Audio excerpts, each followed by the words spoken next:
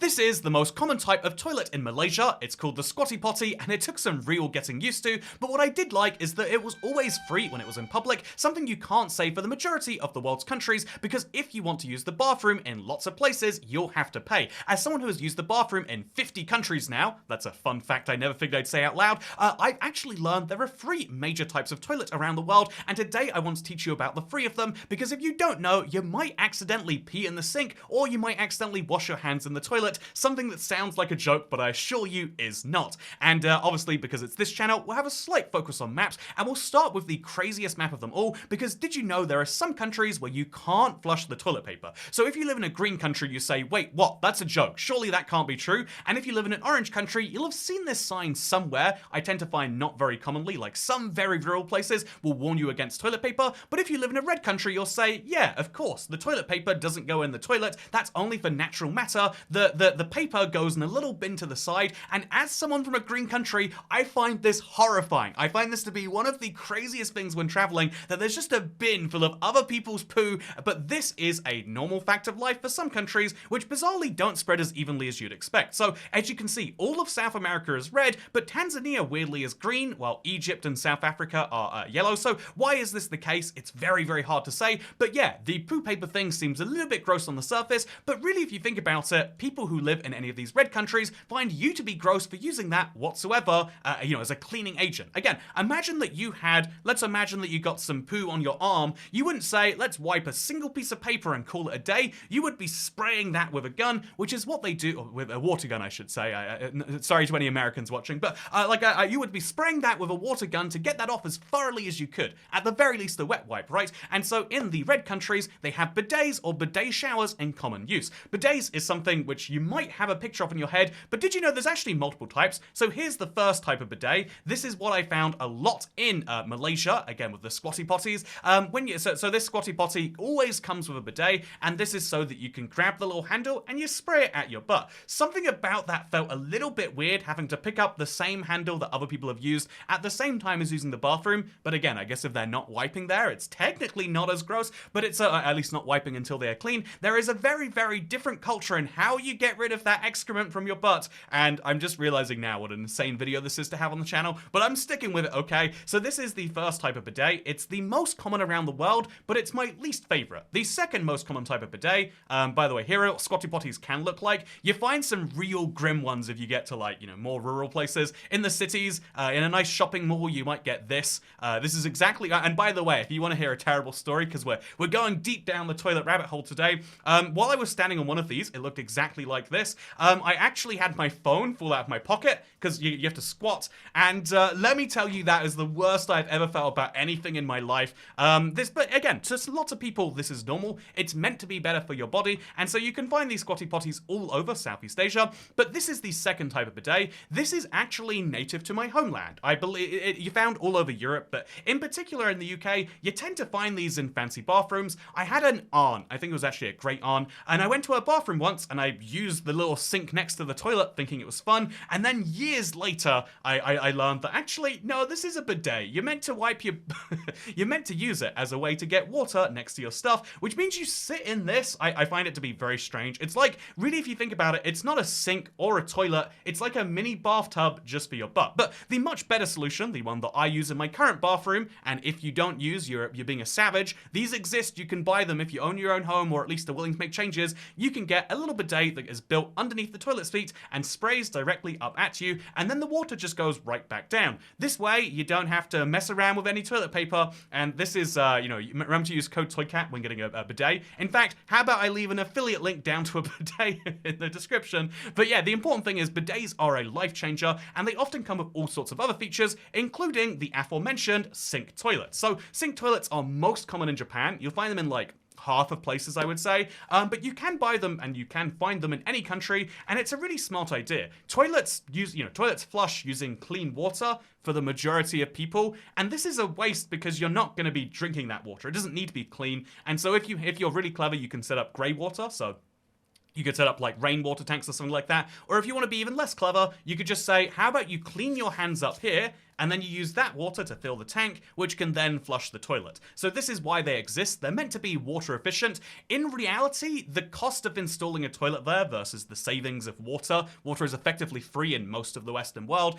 Your water, the marginal amount of using a liter extra water is so close to zero that most people don't care. But if you did care about either the environment or about saving 0.6p or something, then these toilets are a great way to save yourself some money. And so that's why in countries where they care, or they're just very common, you'll see this, but it's mostly Japan, if I'm being totally honest with you. So next up here, let's talk about, while I was looking at maps of bathrooms, I found this one. So let's not dive any further into that. But instead, let's talk about the fact that washing your hands after using the bathroom is something you probably think of if you do it as like, oh yeah, everyone does that. Even if you don't, you probably say, yeah, everyone washes their hands right, but if you want a horrifying reminder about how the public works, these are the countries where washing your hands is normal after using the bathroom, and as you can see, in the Netherlands, only 50% of people do, and this is absolutely, I think it's hilarious, personally. Only 3 in 4 British people do, and about 94 and 96% of Bosnia and Turkey do. Why are these countries so high? I would actually put it down to likely a religion thing.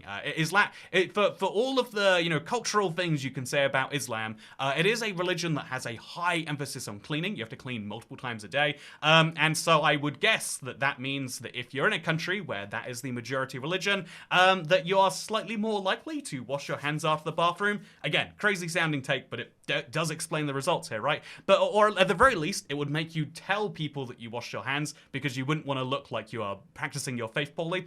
But yeah, what's interesting about this is that the Netherlands is down here at 50%. Half of Dutch people admit to not washing their hands after using the toilet. And this is really interesting because the Netherlands is the most common place, I would say, as a tourist, that you'll encounter paid bathrooms. That's right, you can find bathrooms that will have a sign like this, even at McDonald's. McDonald's, in my opinion, one of the key benefits is that you always will find bins there, you'll always find the same regular food, but you'd also always find toilets. They are convenient, the same food, you know it's going to be good enough. But in the Netherlands, and lots of European countries, you have to pay most of the euro to use the bathroom. And this is something which seems insane if you live in the United States, although we will be talking about the Committee to End Paid Toilets in the United States, don't you worry. But it seems insane if you're from the USA because, yeah, that is a place where bathrooms are largely free, despite it being hugely capitalist, and people think of Europe as being the, oh yeah, it's the place where people look after their people, so why are bathrooms actually, why does Europe have a big problem with paid bathrooms? Why is pay to pee a part of the culture here?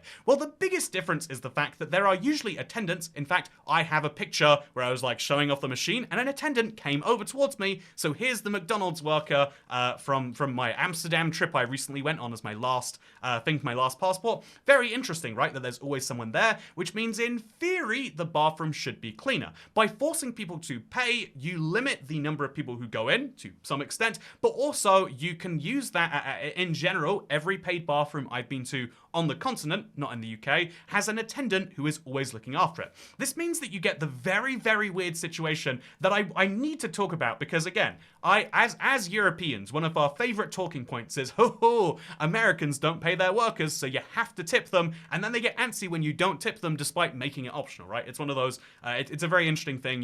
We love to talk about it, but in Germany, it is the standard, at least in Frankfurt, and to my experience in Munich too, it is the standard that you walk into a bathroom, like, which McDonald's did I go into? It was, Five Guys was free. I want to mention, if you need to use the bathroom in Germany, apparently Five Guys is defying the local norms. But if you go to McDonald's, there's one around here. I don't know where it is, honestly. If you do go to McDonald's, they will charge you to use the bathroom, but not as an actual charge. There's a little hat at the outside, and the attendant sits in front of the hat. So in theory, you could tell them, oh, that bathroom's not very good. But in practice, you tip the lady. Again, I had a German girlfriend for a bit. I mentioned this. She acted like it was a horrific crime of like, you didn't tip the bathroom lady? You've got to bring €1 in there. If you can't afford to pay, you can't afford to pee. And I just thought that was the funniest thing, personally. And I want to mention it as an aside right here, because one of the interesting things about toilets is, to me, as someone who grew up in the UK where all sorts of things are free, the biggest one we always mention is healthcare,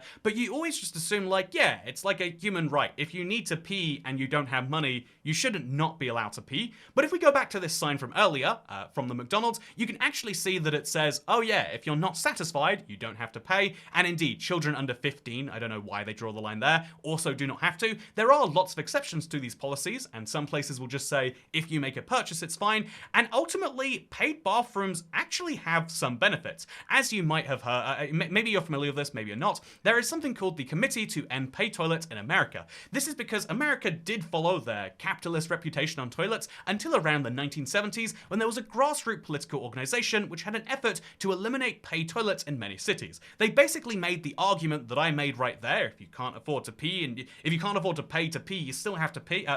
But the idea is that they put a huge amount of effort into making sure that you could pee anywhere you wanted to, and so lots of paid toilets, or former paid toilets, eventually became free. Many cities like Chicago banned paid toilets, and indeed there were all sorts of efforts like that, but the number of paid toilets in the USA never actually went up. What happened is the existing toilets became free, and then there was no reason to invest in any more. What you could have argued before is saying, oh yeah, well, we'll put in this toilet and it costs us, $100 grand up front, but you make back the money over the quarters over time. Or at the very least, you could argue you will subsidize some of that cost like you do with, public transport fares, but it never actually worked that way. And this is one of the things about paid bathrooms that I have to say as a defendant of them. It is better to have a paid bathroom than no bathroom. It is better to say, oh, it sucks that I'm paying for this, but I guess I am, and to have a clean toilet than not to have one at all. As someone who uses the, I'm gonna do something right here. I'm gonna admit something to you. I have some form of irritable bowel condition. Internet. I don't know what it is, and I feel like even when you look up the generic ones, it just says, oh yes, you sometimes use the bathroom more than average. So as someone who uses the bathroom in lots of places, you might think I would take the stance of like, oh yeah, it's basically like having a disability, and so as a result, you should be allowed to use bathrooms where that should be true under the same conditions. It's unfair that I would pay, an average of €3 a day, whereas an average person pays less than €1. But I actually take the opposite stance that, like, having a clean bathroom is so much more important than any other detail. And, because one of the reasons that lots of people who have significantly more severe versions of this, like Crohn's, lots of people can become shut-ins partially because they're worried about, will they have access to a clean bathroom? Knowing that you have access to a clean bathroom somewhere, even if it's paid, is much better than knowing you won't. And sure, the best solution, the 10 out of 10 solution, is free bathrooms that are everywhere and clean, that aren't scary, that don't play weird bird noises to make sure you don't do drugs in there or whatever else. Those are the ideal toilets, but you know what's the worst type of toilet?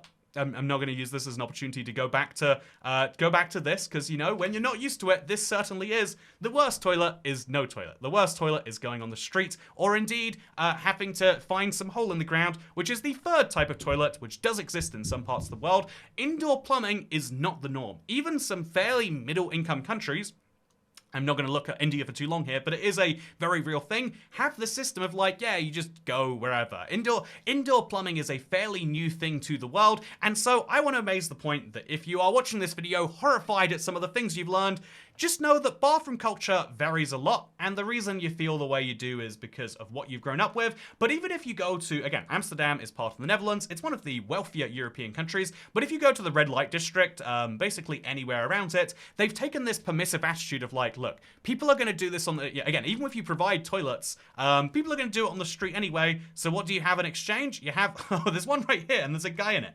You have, is this okay? Am I locking eyes with someone who's peeing right now? You have these little things on the street where you can pee against effectively a wall. I don't know how they prevent the pee from I don't know how they deal with it, but you just pee against a wall in one of these circular things, and you can stare at people while they're doing it, and is that a good thing? I don't know what my point there was, actually. I just want to say that, did you know, toilets are different. Sometimes you gotta pee in the open, sometimes you gotta pee in a weird hole in the ground, sometimes you can be hanging around and you find a mini toilet next to your toilet. Fun fact, that's not a toilet. You shouldn't be pooing in that. You can pee in it, though, I guess. I mean, I guess that would depend on your own etiquette. You could also pee in the, fun fact, if you really wanted to, you could pee in the sink of this and it would have the exact same effect. So this is, there's always the fun debate of, like, should you pee in the shower? And the answer is, I guess it depends on who's asking the question and how judgy they are about people peeing in their shower. But anyway, with that said, this has been a video about bathrooms, and I think we've taken the most tangents ever, which is why I figured, why not have, it's my first video of 2025, I am pretty sure. Let's go on some of the tangents that I intended to make into small bits of videos, but didn't make it into a video last year. So did you know Barcelona and Mallorca in Spain are changing biomes? They're going to officially become desert at some point in the next 30 years. That's really interesting. Did you know that there was a remote Amazon tribe who were connected to the internet, and when they did, they ended up I don't know, going on that site that has a lot of corn on it, I heard.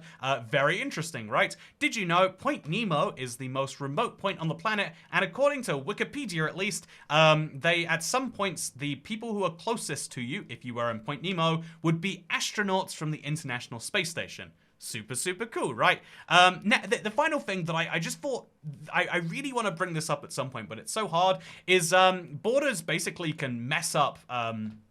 So here is, so this is the US-Canadian border. You're probably familiar with it, but the borders can result in huge distortions to markets, or I guess my point here was that politics basically decide how prices work. This is Point Roberts and this is Tuaswen. They're both suburbs of Vancouver, but one of these suburbs of Vancouver, or at least outer suburbs you could say, is in Canada and one is in the United States. This in effect means that to live here, you would need to have regular access, or the right to live in the US, while also having the right to work in Canada, making this a dual citizen enclave. And so what does that do to prices? Well, you can see here, there's a 3-bedroom, 1344 square foot lot for $229,000 on this side. There's another one that's just a lot, never mind. You can get, you can buy a lot of just places to build a house, or you can buy a pretty nice 1,900 square foot house for $650,000.